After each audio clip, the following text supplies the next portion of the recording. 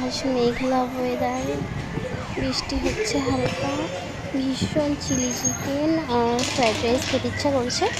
তো আমি তো বানাতে জানি না, তাই আমার হাজব্যান্ড বানাতে পারে। এই জন্য ওকে বললাম যে আমার জন্য চিলি চিকেন আর ফ্রাইড রাইস বানাও। তো সে বানানো শুরু করে দিয়েছে। তার একমাত্র কিউটি কিউটি বউ যখন বলেছে, সে না কি করে বলে। তো সে কিভাবে রান্না করে, তার রান্নার প্রসেসটা তোমাদের দেখাবো। চলো যাই। তো আমরা চলে এসেছি। তো দেখো, আমি যেভাবে প্রথম থেকে ভিডিওটা করতে পারিনি, তো আমি তোমাদের বলে দিচ্ছি। চিকেনটাকে প্রথমে মশলা দিয়ে, সব রকম মশলা দিয়ে পকোড়া টাইপের করতে হবে।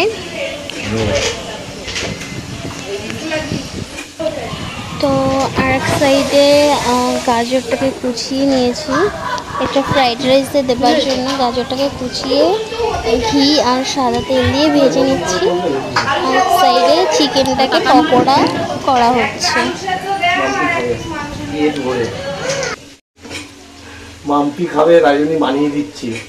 ঠিক আছে, এক গামলা একাই খাবে। বলছে চিলি চিকেন খাবো, ফ্রাইড রাইস খাবো। তাই বলছি ঠিক আছে। হ্যাঁ, আমি এক গামলা একাই তো খাই, কিন্তু আমার থেকে তুমি বেশি মোটা। হ্যাঁ, সে তো আমি তো এমনি হাওয়াতে মোটা। হাওয়াতে হেভি হয়েছে কিন্তু। অ্যাকচুয়ালি আমার হাজব্যান্ড ভীষণ সুন্দর রান্না করতে পারে, ও সব কিছু রান্না করতে পারে। আমি কিছু কিছু ওর থেকে শিখে নিয়েছি। তো আমি এখন একটু কিছু পারি রান্না করতে।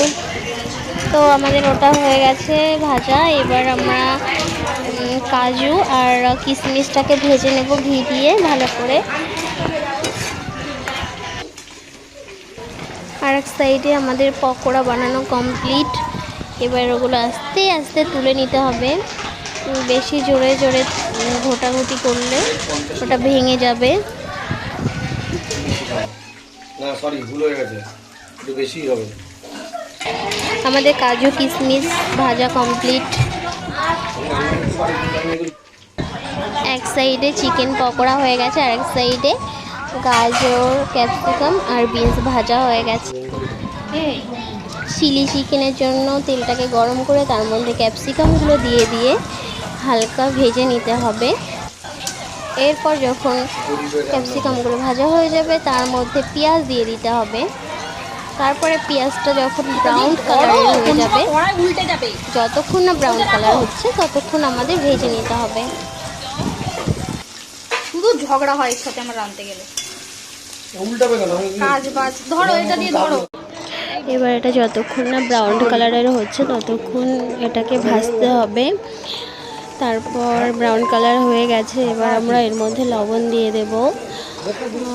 তারপর লবণটাকে ভালো করে মেশাতে হবে। এরপর এক এক করে আমরা টমেটো সস, চিলি সস, তারপর আমরা এর মধ্যে সোয়া সস দিয়ে দেব। সোয়া সসটা দিয়ে ভালো করে এটাকে মিশিয়ে নিতে হবে।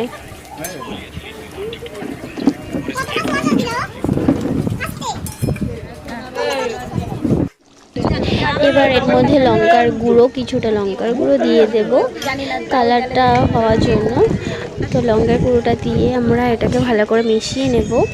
তারপর আস্তে আস্তে আমাদের চিকেন পকোড়াগুলো এর মধ্যে ঢেলে দেব।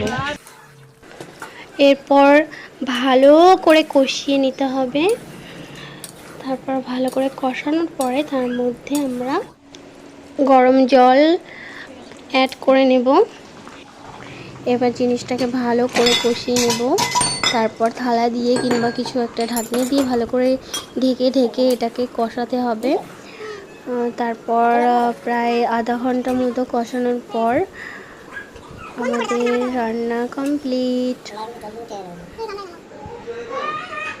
পুরোপুরিভাবে আমাদের কমপ্লিট করা হয়ে গেছে। এবার আমাদের ফ্রাইড রাইসটা মেশাবো।